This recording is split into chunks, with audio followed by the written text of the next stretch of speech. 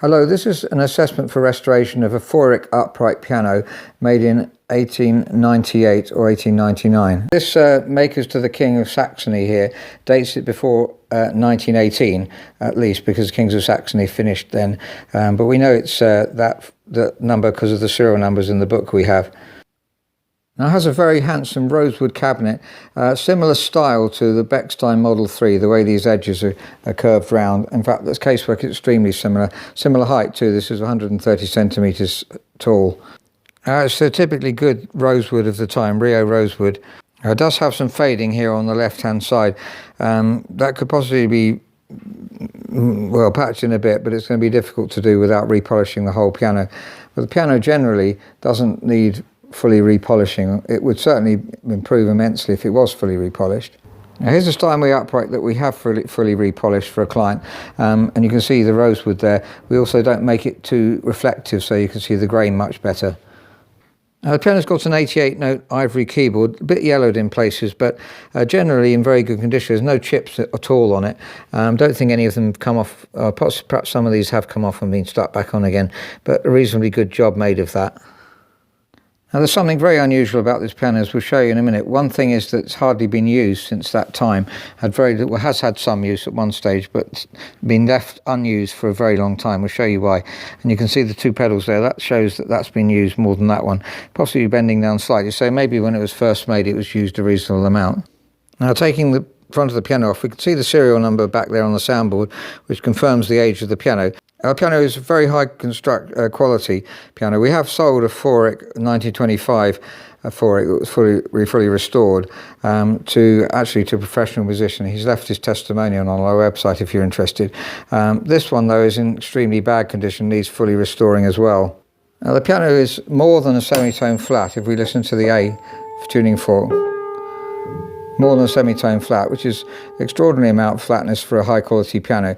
It probably means it's not been tuned for an extraordinarily long time. Having said that, it's badly out of tune with itself down there, but it's moved, typical high quality piano has moved the same amount right throughout. There's a new string here though, and you can hear that one not been tuned since that was put on, and that's also a semitone flat practically.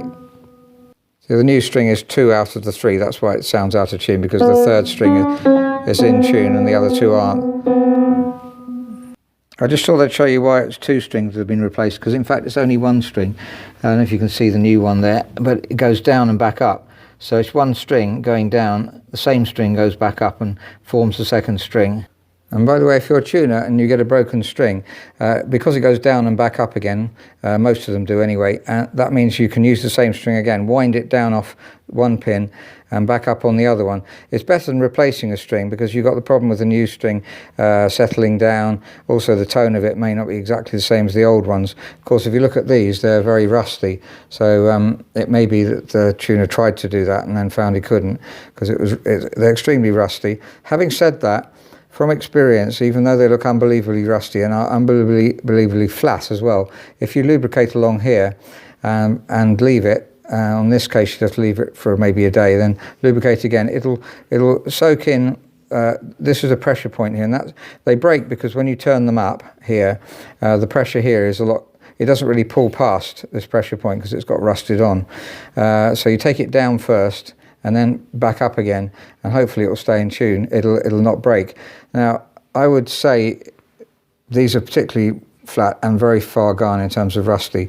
Of course, if it was a stock piano, we would just restring it, but I'm just telling you this in case you want to do a budget job for somebody, and you could potentially do that. You have to tell them that there's a great risk of breaking strings anyway, but if you take them down carefully and then bring them right up, it could well go to concert pitch without breaking any more strings.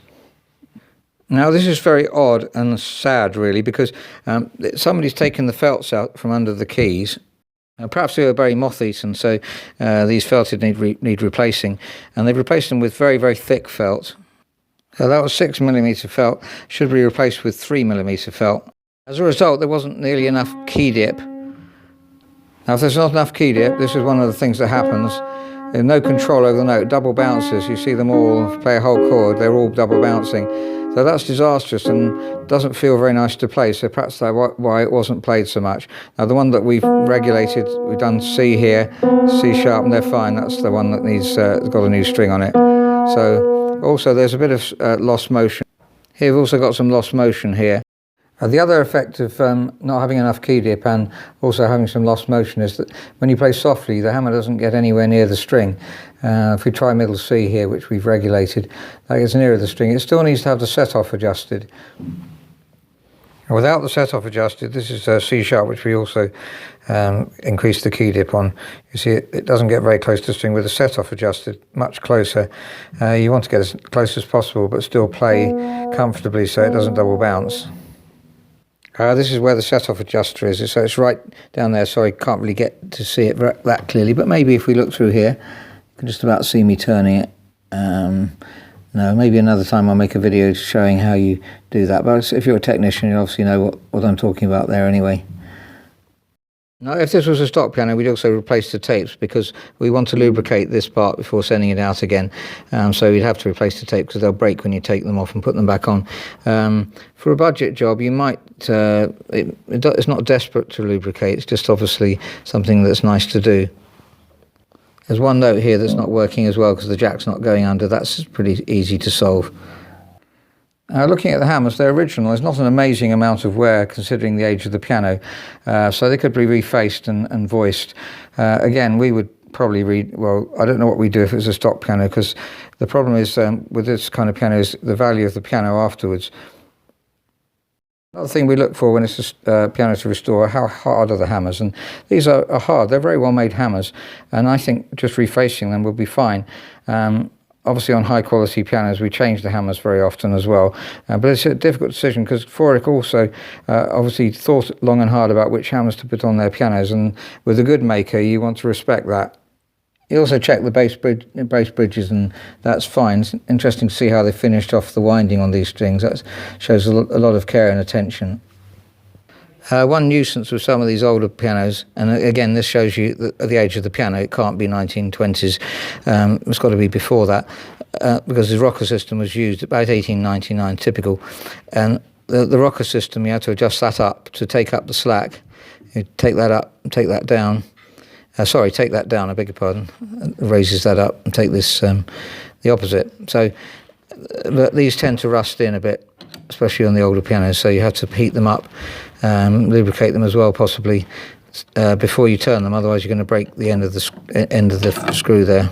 So that's an assessment for restoration of a Feurich upright piano, 1898 or 1899, and at the moment it's in need of a lot of restoration. Mainly we've got the regulation is very, very bad indeed. It feels really terrible to play, but you can tell underneath it all there's a good tone of piano. It's a very well made make, a very good make Feurich, and they do restore very well. The bass is a bit tubby, but that would there's a choice to either restring the piano, which may be necessary anyway because the strings are rusty and may not pitch phrase. It's very below pitch. That is about 30 beats below pitch, which is extraordinarily low. 35 I think actually, and that string has been replaced. So, but a piano with a lot of potential. It may not sound like it at the moment, but from experience of this kind of quality, very similar looking piano to the Bechstein Model 3, which is a piano that we restore a lot, though you don't normally have to change the rest plank on those.